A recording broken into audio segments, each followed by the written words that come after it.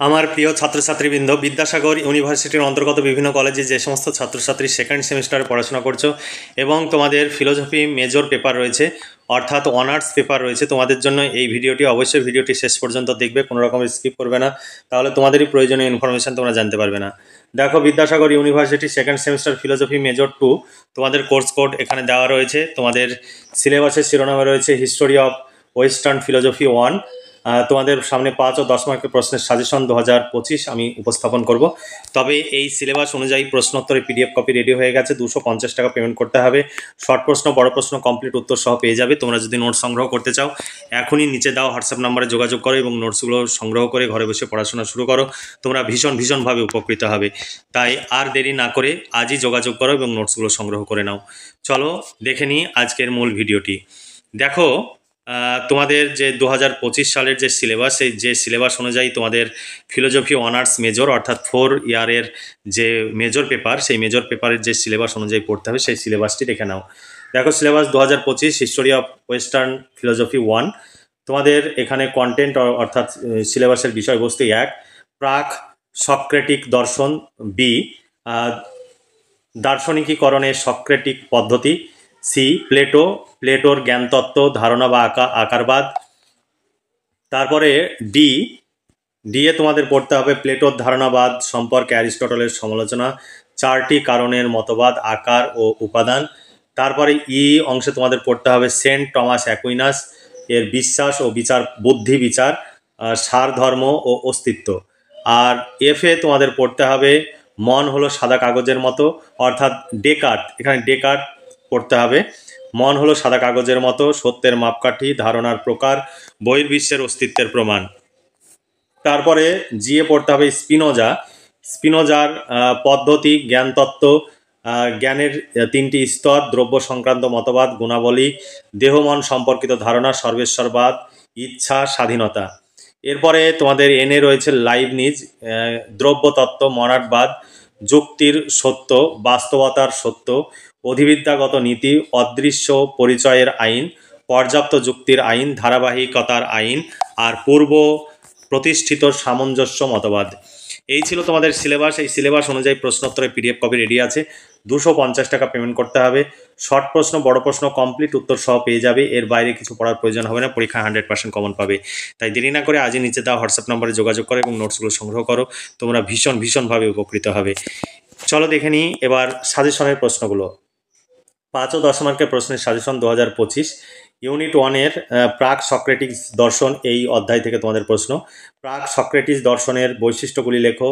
2, Heraclitus কেন মনে করেন যে সব পরিবর্তনশীল বা পরিবর্তনে বিশ্বের ধর্ম ব্যাখ্যা করো। তারপরে হেরাক্লিটাসের সত্তা ও অসত্তার ধারণা লেখো।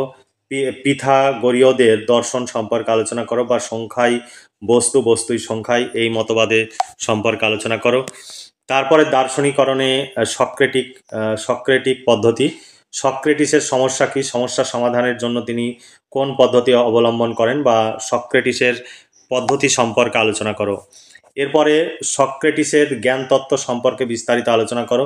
সক্রেটিসের নীতিবিদ্যা বা সদাচার ও জ্ঞানের অভিন্নতা, সক্রেটিসের এই উক্তির পরিপ্রেক্ষিতে নৈতিক মতবাদ ব্যাখ্যা করো।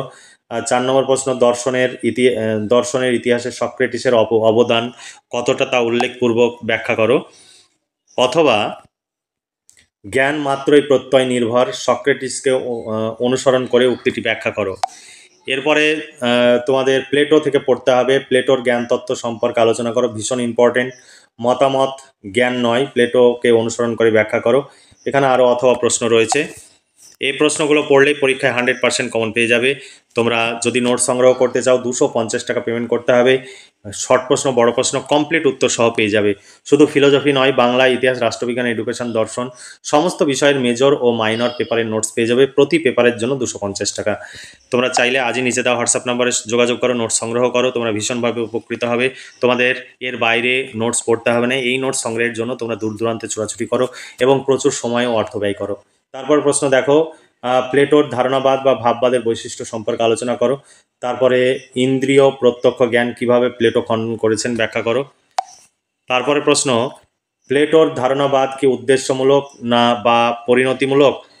তারপরে ধারণা বা আকার বিশেষ বিশেষ বস্তুর মধ্যে আধুনিক পরিভাষার সামান্য বা জাতি এবং বিশেষের মধ্যে পার্থক্য, তাদের পারস্পরিক সম্পর্ক আলোচনা করো। এরপরে অ্যারিস্টটল থেকে তোমাদের প্রশ্ন।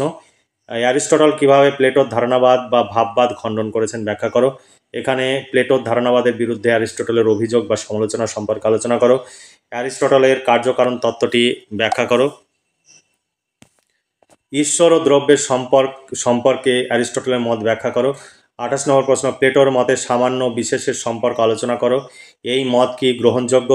29 নম্বর, অ্যারিস্টটলকে অনুসরণ করে আকার উপাদানের মধ্যে পার্থক্য লেখো বা পার্থক্য করো। এরপরের প্রশ্ন, ধর্মতত্ত্ব দর্শনের মধ্যে সম্পর্ক কেমন? অ্যাকুইনাসকে অনুসরণ করে বিষয়টি আলোচনা করো। অ্যাকুইনাসকে অনুসরণ করে বিশ্বাস ও বুদ্ধি বিচার সম্বন্ধে আলোচনা করো। অস্তিত্ব ও সারধর্ম বলতে কি বোঝো? ক্রিয়ার সঙ্গে প্রবণতার পার্থক্য, অস্তিত্বের সঙ্গে সারধর্মের যে সেই পার্থক্য। অ্যাকুইনাসকে অনুসরণ করে মতটি ব্যাখ্যা করো বা বিবৃত করো। এরপরের প্রশ্ন, অস্তিত্ব সার সত্তার মধ্যে পার্থক্য তা কি যথার্থ পার্থক্য? এই প্রসঙ্গে অ্যাকুইনাসের অভিমত কি? এরপরে ডেকার্ট থেকে প্রশ্ন। দেখো, আমি চিন্তা করি অতএব আমি আছি, ডেকার্তের এই সূত্রটি স্পষ্টভাবে ব্যাখ্যা করো। সূত্রটি কি অনুমানলব্ধ? ব্যাখ্যা করো। তা এখানে অনেকগুলো অথবা দেওয়া রয়েছে।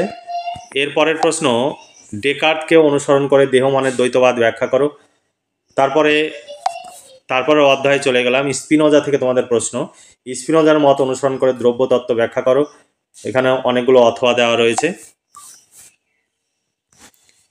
তারপরের প্রশ্ন, স্পিনোজাকে অনুসরণ করে দ্রব্য গুণের সম্পর্ক আলোচনা করো।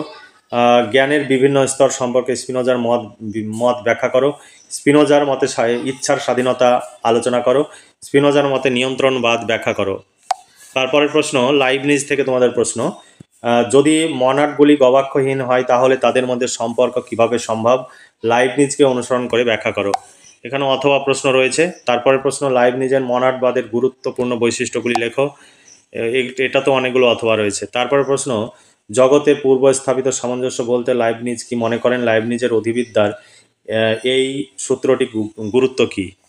তারপরের প্রশ্নে এটি তো অনেকগুলো অথবা রয়েছে। তারপরের প্রশ্ন, লাইবনিজ তার মনাডবাদে দেহ মনের সম্পর্ক কিভাবে ব্যাখ্যা করেছেন, অথবা দেহ মন সম্পর্ক বিষয়ে লাইবনিজের মত ব্যাখ্যা করো। এরপরের প্রশ্ন, লাইবনিজ কিভাবে যৌক্তিক সত্যতা ও ঘটনার সত্যতার মধ্যে পার্থক্য করেন? এই ছিল তোমাদের সাজেশনের প্রশ্ন। সাজেশন অনুযায়ী প্রশ্নোত্তর পিডিএফ কপি তোমরা পেয়ে যাবে। 250 টাকা পেমেন্ট করতে হবে। নিচে দেওয়া হোয়াটসঅ্যাপ নাম্বারটি PhonePe, Google pay, Paytm number, এই নাম্বারেই তোমাদের মেসেজ করতে হবে এবং তোমাদের লিখে দিতে হবে ইউনিভার্সিটির নাম, সেমিস্টার এবং বিষয়। আমরা পেমেন্ট করতে বললে তোমরা 250 টাকা পেমেন্ট করে রিসিভ কপি হোয়াটসঅ্যাপে পাঠিয়ে দেবে। তাহলেই প্রশ্ন উত্তরে পিডিএফ কপি তোমাদের পাঠিয়ে দেওয়া হবে। তাই দেরি না করে আজই নিজে দেওয়া হোয়াটসঅ্যাপ নাম্বারে যোগাযোগ করো এবং নোটসগুলো সংগ্রহ করে নাও। তোমরা ভীষণভাবে উপকৃত হবে, তোমাদের অর্থ ও সময়ের সাশ্রয় হবে। তোমরা যে সময় নষ্ট করো এই নোটস সংগ্রহ করতে বিভিন্ন জায়গায় ছোটাছুটি করে, সেই সময়টা তুমি কম্পিটিটিভ পরীক্ষা বা কোনো টেকনিক্যাল কাজ তুমি শিখতে পারো, যাতে তোমার ভবিষ্যৎ কর্মজীবনে সুপ্রতিষ্ঠিত হওয়ার ক্ষেত্রে তোমাকে সাহায্য করবে। তাই শুধু সময়ের অপচয় করো না, এখন থেকে সময়ের মূল্য বোঝো, নইলে এই সময় ভবিষ্যতে তোমাকে ভীষণভাবে কষ্ট দেবে বা বেদনা দেবে। দেখো, তোমাদের সাজেশন ভিত্তিক প্রশ্ন উত্তরের যে পিডিএফ কপি, তোমরা অনেকে ডেমো দেখতে চাও। হোয়াটসঅ্যাপে আমরা কখনো কাউকে ডেমো দেখাই না, ডেমো দেখানো সম্ভব নয়, আমরা প্রচুর ব্যস্ত। তোমরা যদি নোটস সংগ্রহ করতে চাও, এখানে পুরো ডেমো দেখতে পাচ্ছ। অভিজ্ঞ শিক্ষক মণ্ডলী দ্বারা এই নোটস তৈরি হয় এবং এক্সপার্টদের দ্বারাই এই নোটসগুলো তৈরি হয়। আমাদের কাছে নোটস সংগ্রহ করলে তোমাদের কোথাও ছোটাছুটি করার প্রয়োজন নেই, কারণ সেখানে গিয়ে এই নোটসগুলোই বসে বসে লিখবে। তাহলে তোমরা কেন এত টাকা এবং এত সময় নষ্ট করে এই নোটসের জন্য তোমরা ছোটাছুটি করবে?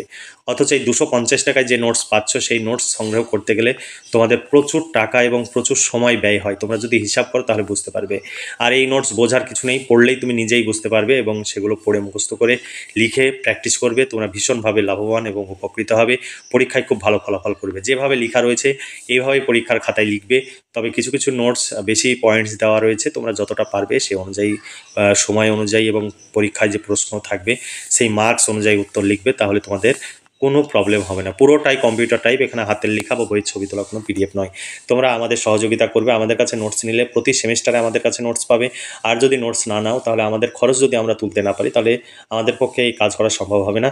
তাই তোমরা নিজেদের সুবিধার জন্য অবশ্যই আমাদের পাশে থাকবে, তাহলে আমাদের কাছে নোটস পেয়ে যাবে। তাহলে আজকে এই পর্যন্তই। ভালো থেকো, সুস্থ থেকো এবং খুব ভালোভাবে পড়াশোনা করে পরীক্ষার প্রস্তুতি নাও। এই শুভকামনা জানিয়ে আজকের ভিডিওটি এখানে সমাপ্তি ঘোষণা করছি।